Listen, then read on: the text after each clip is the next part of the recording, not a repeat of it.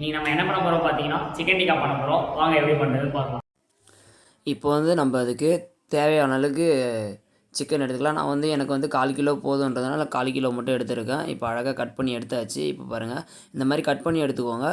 Cut பண்ணி எடுத்துக்கிட்டு அதுக்கப்புறமா ஒரு பவுலில் கொஞ்சமாக தயிர், அதுக்கப்புறம் அது கூட சால்ட்டு, சில்லி பவுட்ரு, அதுக்கப்புறம் ஜீரக பவுட்ரு, அதுக்கப்புறம் கரம் மசாலா, இது எல்லாம் சேர்த்து நல்லா மிக்ஸ் பண்ணிக்கோங்க. மிக்ஸ் பண்ணிவிட்டு ஒரு ஆஃப் லெமனில் கொஞ்சமாக அந்த லெமன் ஜூஸ் மட்டும் எடுத்துக்கோங்க. அப்புறம் ஜிஞ்சர் கார்லிக் பேஸ்ட்டு போட்டுக்கோங்க. இதெல்லாம் போட்டு நல்லா மிக்ஸ் பண்ணிக்கோங்க. மிக்ஸ் பண்ணிவிட்டு அதுக்கப்புறமா நம்ம கட் பண்ணி வச்ச சிக்கனை போட்டு நல்லா மிக்ஸ் பண்ணிக்கலாம். இப்போ பாருங்கள் எப்படி பண்ணுறதை மட்டும் பாருங்கள்.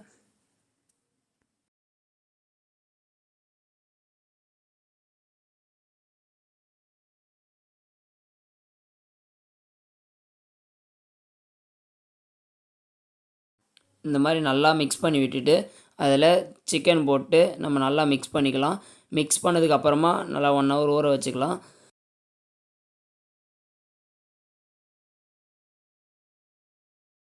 இது நல்லா ஊற வச்சுக்கலாம். ஊற வச்சுட்டு நம்ம அதுக்குள்ளேயே நம்ம என்ன பண்ணலாம், நெருப்பு ரெடி பண்ணிக்கலாம். வாங்க எப்படி பண்ணுறதுன்னு பார்க்கலாம். நம்ம அழகாக நெருப்பு இந்த மாதிரி பற்ற வச்சுட்டு நெருப்பு நல்லா வந்துட்ட பிறகு அதுக்கப்புறமா வைக்கணும். எப்பயுமே நீங்கள் அப்படியே எரியும் போதே வச்சிங்கன்னா நம்ம செஞ்சது மேலே புகை வந்துடும். இப்போ நெருப்பு எரிஞ்சிட்டு இருக்கணும். வாங்க நம்ம சிக்கன் எடுத்து கம்பியில் போட்டுக்கலாம். இப்போ இந்த மாதிரி தட்டில் எடுத்து போட்டுட்டு அதுக்கப்புறமா கம்பியில் ஒன்று ஒன்றா எடுத்து போட்டுக்கலாம்.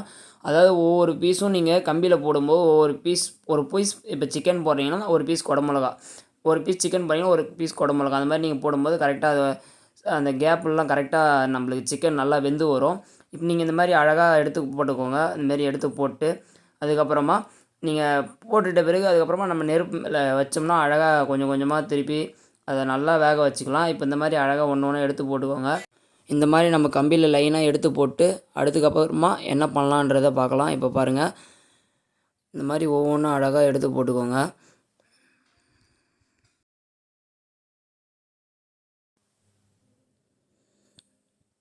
இப்போ நம்ம ஒரு வழியாக முடிக்க போகிறோம்.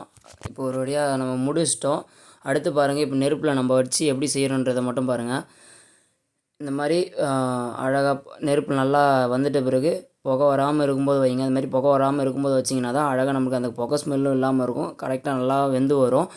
இந்த மாதிரி வச்சுட்டு அழகாக கொஞ்சம் கொஞ்சமாக திருப்பி விடுங்க. ஒவ்வொரு பக்கமாக அழகாக அந்த அனல்லே வெந்துடும். அது நல்லாவே உங்களுக்கு நல்லா வெந்து வந்துடும். வேகாது அப்படின்றதால நீங்கள் பயப்படவே தேவையில்ல. இந்த மாதிரி அழகாக கலர் மாறுற அளவுக்கு அழகாக நல்லா வேக வைங்க. நல்லா திருப்பி திருப்பி இந்த பாருங்கள், இந்த மாதிரி நல்லா திருப்பி நல்லா வேக வச்சுக்கோங்க. இந்த மாதிரி கலர் வர வரைக்கும் நல்லா வேக வைங்க.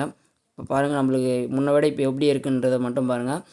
இந்த மாதிரி நல்லா ஒரு கலர் சேஞ்ச் ஆகிற வரைக்கும் நல்லா நம்ம அதில் அனலில் காமிச்சிக்கிட்டே இருக்கணும். பாருங்கள், வெந்துடுச்சு.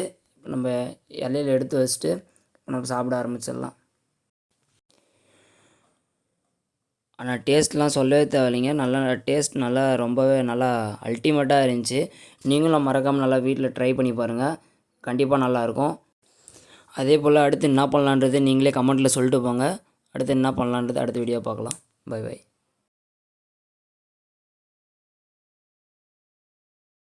நம்ம வீடியோ லைக் பண்ணுங்கள், ஷேர் பண்ணுங்கள், கமெண்ட் பண்ணுங்கள், மறக்காமல் சப்ஸ்கிரைப் பண்ணிடுங்க.